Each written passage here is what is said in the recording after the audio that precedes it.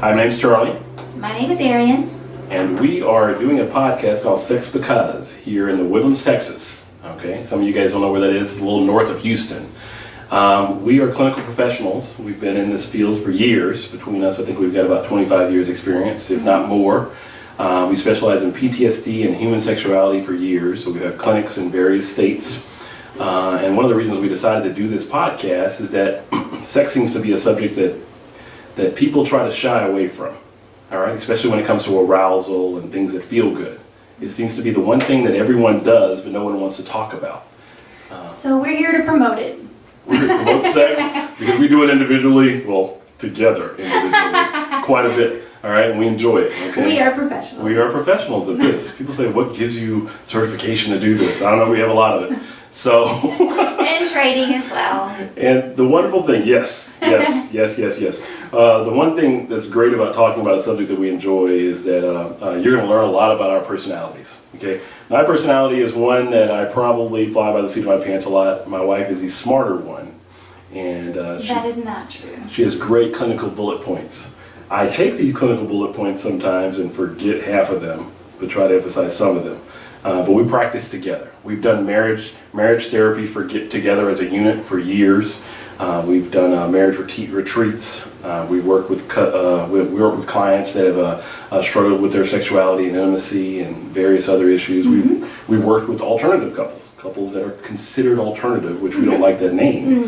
No. We spent a lot of time with people that have struggled with things that they shouldn't be ashamed of. So we decided to do a broadcast about it. Because society tells them that they should. Yeah, society tells us that sex should look one way. Yes. All the time. Certain norms in society that can conflict with what most people enjoy. Exactly. What's going on in your bedroom, you swear it should look like what's going on in everyone else's. Yeah. And I can tell you what's going on in ours. Yeah, well, never mind. That's a whole other podcast we need to stay away from. Did you see me look at you like, are you gonna go into that? I'm not going into that. Okay. We're going to finish up this intro so that we can go back to our bedroom. Again, we are broadcasting from home, so that's going to be a distraction. Okay, right off the bat, that's going to be a distraction. I've worked with this beautiful woman for 7 years, okay, out of our home. And we've had, like I said, various clinics everywhere, and we've had therapists that have worked for us for years. And I'm going to tell you, the one thing that our staff knows is that if the door is closed, don't knock, all right?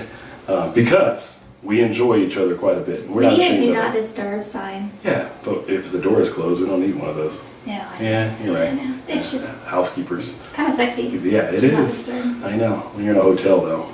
Yeah. Well, anyway, my wife has written bullet points for this initial podcast. Okay, this is just an intro, but she's got a schedule for us. So, baby, proceed. This is our very first podcast, so. It's not our first podcast. Well, no, the first episode. First episode of this podcast. Yeah, we do other subjects like blending families, couples therapy, but this is the fun one, okay? So we're going to probably be all over the place a little bit, but we'll try to stay on point here, all right? So take us through. Beautiful. Sex Because is the name of our podcast here. And each episode we're going to talk about why to have sex. Yes. Why? And today we are talking about why have sex? Because it can help build confidence and personal identity. Okay, and another thing I'll tell you about my wife is that I love doing this, all right? She does not. This is going to be so much fun for me because she doesn't. I'm what you consider in the therapy field a group leader, okay? I train therapists, okay? I teach a lot of classes.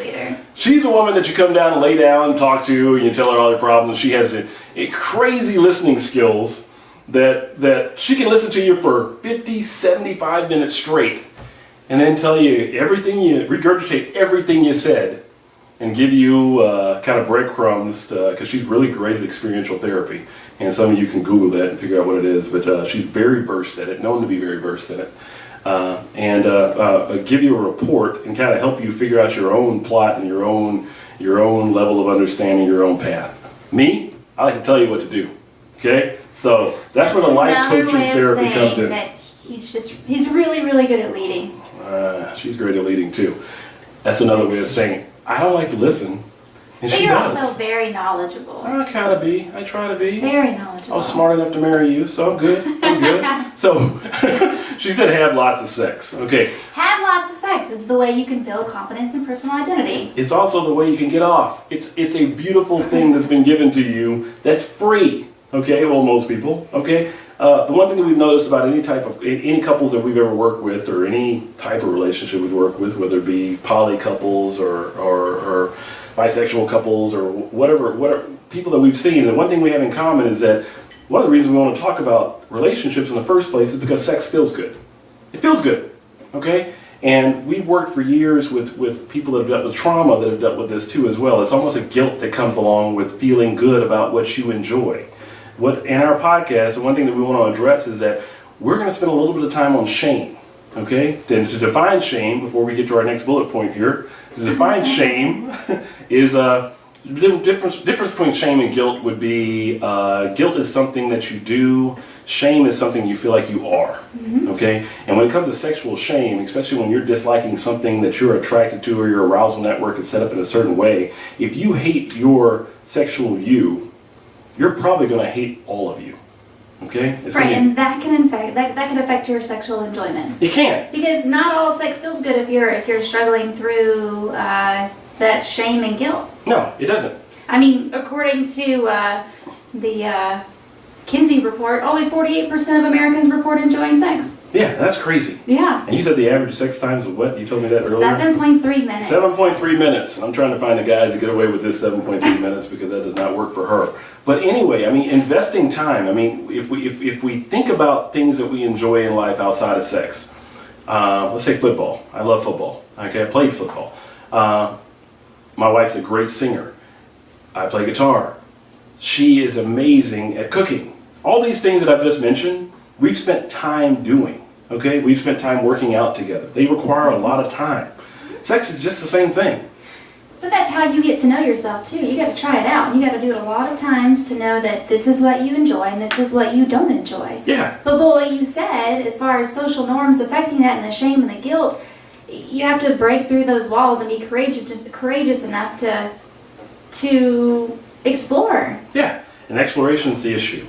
One thing is, I will tell you, some of you guys here that are sensitive to this, one of the first clinical programs I was involved in was a graduate program for a seminary. Great school. I loved it because it was probably, in a sense, I hate the word liberal and conservative, but I'll attach that to this. I was able to counsel pastors for years. And I'm going to tell you, the one thing that I learned quickly was that when a social norm says you're supposed to be a certain way, that can cause a lot of oppression, not just socially, but inside your own home. And when I watched individuals try to be something that they weren't, I noticed that not only did they suffer, but the people around them would suffer too. Okay? So, what is sexual identity is probably, that's the next thing on your bullet point. Hey, what a segue! Okay. Yes. Yeah, what's sexual identity? It's who you are. But I'll let you explain what sexual identity is. Sexual identity I'll put you on the spot. Not just sexual orientation. Mm-hmm. It's how you carry yourself, it's how you present yourself, it's how you communicate, it's how you dress. I mean, there are a lot of aspects with sexual identity that not everyone fully understands and has an awareness about as far as what their sexual identity is. You're right. You're 100% right. I didn't know before I met my wife. I will tell you this. You'll see the tattoos that we have here. Some of you guys that aren't listening on the podcast, if you happen to pull up the video on our website, sexbecause.com, www.sexbecause.com, you'll notice that you'll see tattoos. Okay? This is something that we started less than a decade ago. We got kind of addicted to together. All of our tattoos match in one way or another, except for one.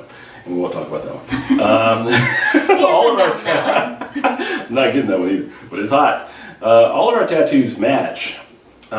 We started getting into something that was completely, people thought it was arbitrary for a long time.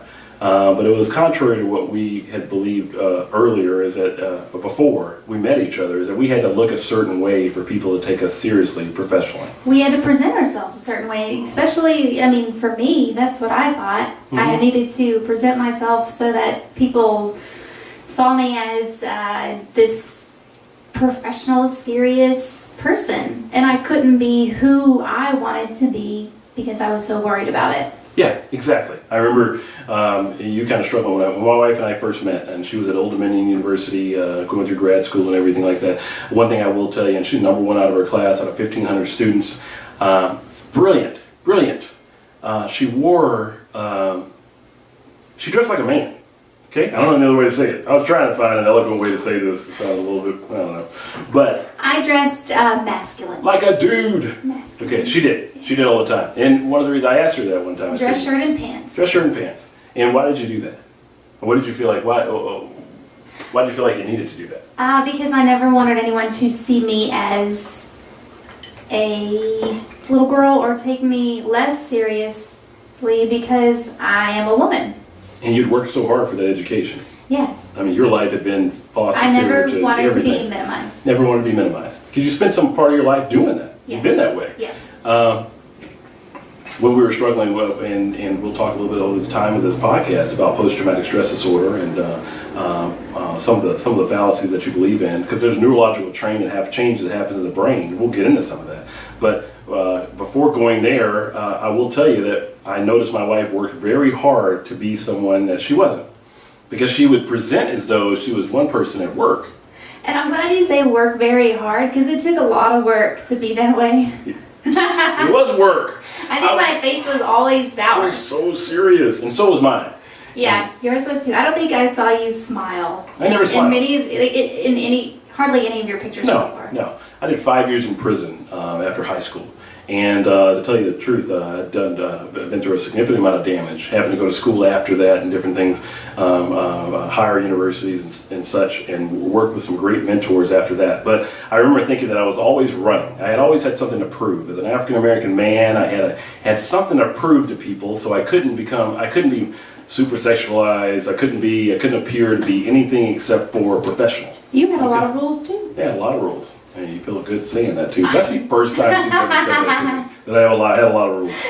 And meeting her, the one thing that I think we were able to come together on is that you don't have to be that way, because, what do you say? Unless these people are paying our bills, it doesn't matter. It doesn't matter. So we started practices years back, about 7 or 8 years ago, that we spent time emphasizing just being who you are, because it's easier to accept a person that's being real and being factual about who they are and being factual about their identity than someone that's trying to sell something else. The problem with establishing a new identity, though, and we really did have an identity that was extremely conservative, I guess that's our word again, that was extremely something that we weren't, is that when you walk out of one identity, you don't have an identity. Oh yeah, that's scary. Because you thought you knew who you were because of all the social constraints. Yes. But you're not being true to yourself. And you're unhappy. And you're unhappy. So Yeah. then you try something different, and then you question who you thought you were. Exactly. And as we became more and more sexualized with each other and more intimate, and we became more and more gratified and sexually satisfied, and I think I can speak for me, And more relaxed. and more relaxed, okay? As we started to enjoy ourselves more, there's a certain amount of guilt that came with that. Because we were like, this doesn't look cookie cutter. This doesn't look like everything we were taught it was supposed to be missionary style. This is the way it's supposed to be here, and if you don't do this, it's not appropriate. And if you don't, like, for instance, with women, if you don't do it this way, you're a slut. Oh Okay? yeah. But it's completely okay for a guy to be this way. Mm-hmm. I remember when you had first tattoos, when you got my name across here, and the walking into Walmart one time and a woman hitting your cart and saying, an older woman saying, thug, to both you and I. Yes. And coming back and teaching a class where a couple of the students asked, and they said, well, what did you tell the woman? Did you tell the woman that you were a teacher, that you're an instructor, that you did this, you had these degrees? And I said, no. We both said no. No, yeah. I said, because whatever was going on with her was going on with her before she ever met us. And it wasn't going to change with any conversation that we had. Yes, it wasn't going to change. And Yeah. we didn't need to waste any energy trying to make her opinion differently than what it was. No, because it wasn't going to change. Like you said, it wasn't going to change. Yeah. I remember you wearing a dress one time and you said, hey, this is sexy. We're going to a club on date night. And do you feel like this is too sexy? And I said, no. And you said, I think we rock it if we believe it. We enjoy it. All that matters is what we see with each other. And that was freeing. Mm-hmm. It was freeing. Yeah. Because it's our relationship. At the end of the day, this And is who only we we are responsible for our relationship. Exactly. We're not responsible to make everyone around us happy. We're not responsible to make everyone around us comfortable. Only ourselves and each other. Yeah, exactly. And we've got great children, and we take responsibility for making them happy too as well, but we also are raising them to be responsible adults. Yes. And we also understand that if we're healthy and happy, then that will carry over to our children. And it does. It does. The next bullet point you have is amazing sex takes practice. Yeah, we're not born sexual masters. No. It takes practice. It does take practice. And Lots figuring of out what you, yes, lots of practice, lots of practice. And figuring out what you enjoy sexually should be an adventure. It should be an adventure. It should be something that you're not, again, as a word again, you're not ashamed of. Because you don't know you yet. A lot of the times when you first start having sex, I remember 18-year-old sex I was having that looks completely different than the sex I was having with you in my 30s. One looked clumsy and I don't know, it almost accidental. Yeah. And like, oh, what are we doing here? You're really just trying to figure out how to do it. Yeah, it takes some figuring out, but you don't want to talk to anybody about it. No. Especially you don't want to talk to your husband. Was that good for you? Hell yeah, it was good for you. But you don't want to. You don't. It's almost like you don't want to invest with your partner to have the conversation because there's so many egos in the room. Really, that's what helps make it better. It does. That conversation does make it better. When you and I discuss things, and we've discussed things over the years, one thing you have to remember is that Arienne and I are probably away from each other about 15 minutes a week, at least for the last 7 years. We don't get away from each other very often, nor do we want to. No. Yes, I'll speak for myself. You can speak for me too. It's okay. We enjoy our company. We enjoy each other's company. And I can't say that it was like that all our lives with It was not. in prior relationships, but I can definitely say that it's true now. We've spent a great deal of time with each other and learning, and my mom actually said one time, she said, it's like you guys have a 30-year relationship with the amount of conversations you've had. Okay? But that continuity is helpful for me because I get to know you. Yes, and I get to know you. And that's helpful because, I mean, you're one of my favorite people. I like it. So I'm I going want up the to list. know everything about you. I'm number 3 right now, but I'm going to number 1 soon. And I like it. I'm the third favorite person right now. All right, there are slots for 1 and 2 open. So It's not true. All right, but she's my favorite person personally. I mean, and sometimes in marriage, everything isn't equal. But anyway, you know, this is the way it works. But she's my favorite friend. I'm joking. She's my favorite person. I like to look at her a lot. I like to engage with her a lot. I enjoy my time with her so much that I'm willing to take the risk to communicate with her about what feels good and what doesn't. Okay? And I've learned a lot of things that feel good to her that I was surprised. As a guy, it's almost been like a tutorial. It's been like a college course of learning this amazing person, this amazing body.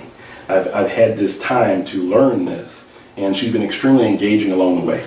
That's funny you say college because I was about to say I feel like I have a master's degree in Charlie Williams. Yes, you do. You I have a love it. master's in that. I love I'd say it. a doctorate. I mean, I'd say you have a PhD all day because I'm very happy. And I have a lot of friends that I've known over time that aren't equally happy in their relationship. Good relationships in certain aspects. The compatibility is there, you know, their companions are there. But when it comes to the passion, which is completely different. I mean, they're night and day. You can be best friends and not have passion. Yeah. There's a ton of friends I've had over the course of my life that I don't want to have sex with. Yes. You know what I'm saying? Exactly. But it's so nice to have a wife be married to someone that I want to have sex with. You know? And that's not, you'd think that would be something that would be normal. But I'm learning over time that, again, from prior experience, that it's not. You know? Women going out girls' night, guys' night, doing this and that. I'm always looking for something that I don't have at home because we haven't mastered how to be a boyfriend and a husband and a girlfriend and a wife. Because when you first started dating, what did you want to do? You wanted to be around each other all the time. Everything. Yeah. Mm-hmm. And I feel fortunate that you want to be around me all the time and I want to be around you all the time. And it's never wavered.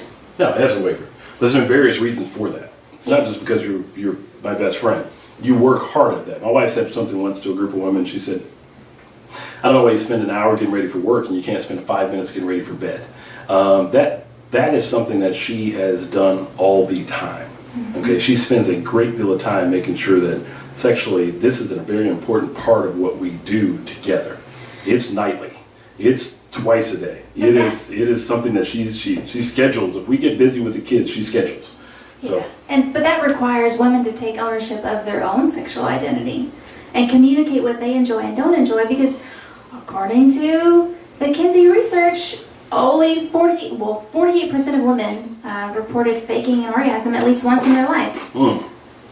Half of women in America have reported faking an orgasm.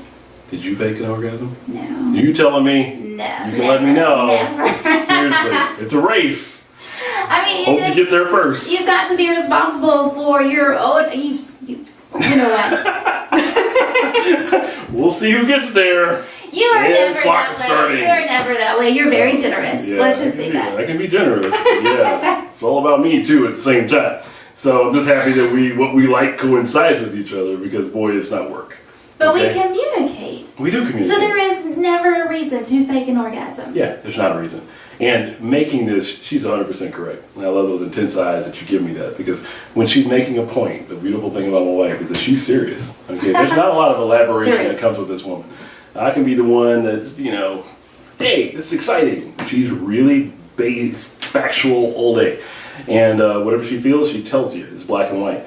The one thing to remember in talking about faking orgasms and faking a good time. I mean, guys, we fake it. We've actually encountered, the last couple of years, guys talking about, hey, men have a reputation of we're going to get ours, right? Okay, Yeah. I just said that. Yeah. It's a joke. It doesn't necessarily mean that that's satisfying, okay? It is something that you have to work out on each level with each other, okay? Sex is not something that when a man gets there, he's guaranteed to enjoy just because he's a man. And I have a wife that understands that and puts a lot of time into making sure that 7.5 minutes isn't something that's a reality for us, okay? It is something that, because it's so interesting and she puts so much time into it, it becomes, like we said earlier, it becomes an adventure. And, go ahead. But it's not just a means to an end, which is orgasm, it's an experience. Mm-hmm. And that's one thing I really appreciate about you and us is that it's, like I said, an experience. It's something that we are enjoying and not just trying to get to that end point. I want to hit it and quit it. And some days we have those days, and that's usually going to be parked on the side of the road somewhere. What we'd encourage is, in closing, is because sex boosts confidence. It feels great, it feels good.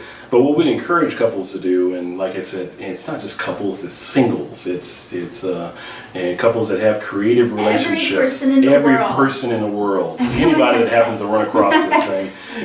Is we'd encourage you to be creative and explore. We'd encourage you to take ownership of this.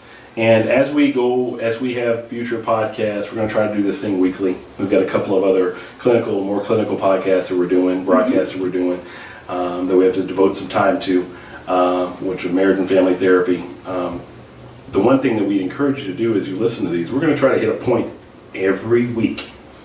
And some of these may seem explicit. If they seem explicit to you, then you're probably not doing what you need to do. Okay? And I'm just being honest. I'm kind of putting you on point here, especially when it comes to the guys.